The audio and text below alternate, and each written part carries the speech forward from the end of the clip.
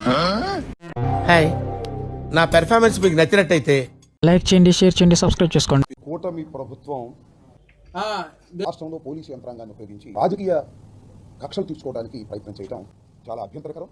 అరే పెద్ద సమస్య వచ్చి పడిందే, ఇప్పుడు ఏం చేద్దాం? ప్రజాస్వామ్యానికి గొడ్డలి పెట్టు లాంటిది. వైఎస్ఆర్ కాంగ్రెస్ పార్టీకి చెందినటువంటి నాయకుల మీద కేసులు పెడుతున్నారు, లోపల పెడుతున్నారు, దీని మీద బయటకు వస్తున్నారు. ఇది ఒక పర్వంగా సాగుతా ఉంది.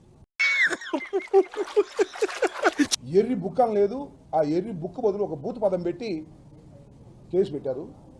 గాడిదకేం తెలుసు గంధం చెక్క వాసన అని పెద్దోళ్ళు ఎప్పుడో చెప్పారు. పెద్ద పోలీసు బలగాలతో వెళ్ళి ప్రొసీజర్ ఫాలో అవ్వకుండా ఆయన అరెస్ట్ చేసి తీసుకొచ్చారు. ఈ విధంగా సోషల్ మీడియాలో ఈ కూటమి ప్రభుత్వాన్ని విమర్శిస్తున్నటువంటి సోషల్ మీడియా యాక్టివిస్టుల మీద కక్ష తీసుకునే కార్యక్రమం చేసేటటువంటి పద్ధతుల్లో నేను జఫానకు తప్పలేదురా. నేను ప్రశ్నారావణ్ అరెస్ట్, విడుదల.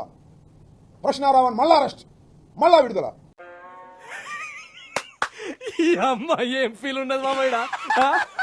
ఆగిందా? ఆగల. మళ్ళా అరెస్ట్, మళ్ళా విడుదల. అంతా తాగిందా? మూడోసారి కూడా ఆగల. నాలుగోసారి మళ్ళా అరెస్ట్, మళ్ళా విడుదల.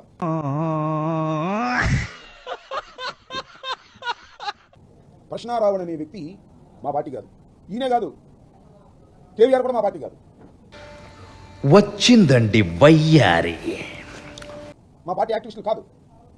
వారికి జర్నలిజంలో ఉన్నటువంటి అనుభవం మేరకు వారి కొంత భావాజాలం ఉంటుంది. అయ్యి బాబోయ్, పిచ్చి బాగా ముదిరిపోయిందిరా మీక.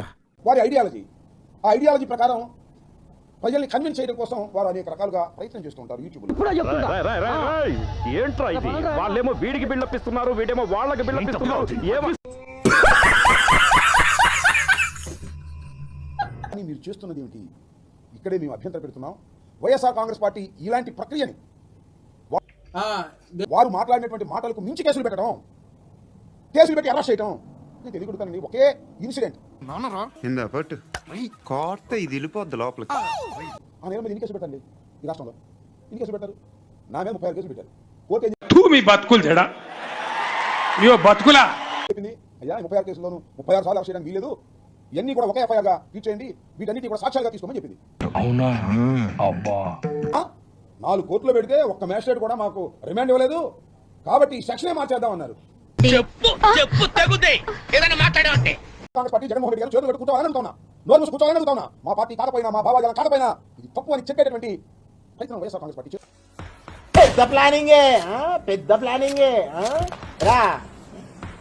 ప్రశ్నారావణ్ణి, ఆయన పేరు ప్రశ్నారావణ్ గారు, వాస్తవంగా ఆయన పేరు బతలకురి జోసఫ్. అరే నీ అబ్బా, ఇలాంటి తప్పుడు కేసు పెట్టి ఉగ్రవాదుల మీద పెట్టేటటువంటి కేసులు ఒక యూట్యూబర్ మీద మిమ్మల్ని ప్రశ్నిస్తున్నారనే ఉద్దేశంతో మీరు పెట్టే నేను చూసుకోవాలా? ఓకే, ఊరుకోవే, ఊరుకో, నేనున్నాను కదా, నేనేదో సాల్వ్ చేస్తాను. నువ్వు ఏడుస్తుంటే నాకు ఏడుపు వస్తుంది. అతనికి అన్యాయంగా కేసులు పెడుతున్నారు కాబట్టి మా వైపు నుంచి కోరితే లీగల్ యాక్షన్, లీగల్ సపోర్ట్ కూడా చేస్తామని జగన్మోహన్ రెడ్డి గారు చెప్పడం జరిగింది. మనం చేది నమ్మ బతుకు బురదలో పంది బతుకుతుంది, నువ్వు బతుకుతున్నావు ఎందుకురా? ఎదవన్నారు ఎదవ. అన్యాయంగా అక్రమంగా ఎక్సెస్ యాక్షన్ చేస్తున్నారు. అలాంటివి మీరు మాట్లాడితే కామెడీగా ఉంటదన్నా. ఇప్పుడు ఎక్కడ చల్లబడారంటే రావణ్ణి నెల్లూరు సెంట్రల్ జైలు పంపించిన తర్వాత అమ్మాయ ఇక చంద్రబాబు నాయుడు గారు, లోకేష్ గారు అప్పుడు నిలబెట్టినట్టుంది. ఈశ్వరుడు నోరిచ్చాడు కదా అని చెప్పి ఇష్టం వచ్చినట్టు వాగేయడమే. ఎన్నలు పెడతారు? నాకు అర్థం కాలేదు. ఎన్నలు పెడతారు రావణ్ణి తప్పుడు కేసులు పెట్టి? చిన్న రాజా, మమ్మల్ని తిట్టేటటువంటి యూట్యూబర్లు, మమ్మల్ని దూషించేటటువంటి యూట్యూబర్ని మీరు పెంచి పోషించి మిమ్మల్ని విమర్శిస్తే మాత్రం వాళ్ళకి ఇదిగో. నీ గురించి విన్నాను, కొంచెం కొవ్వెక్కువని, కానీ ఇప్పుడు చూశాను, కొంచెం కాదు చాలా ఎక్కువ.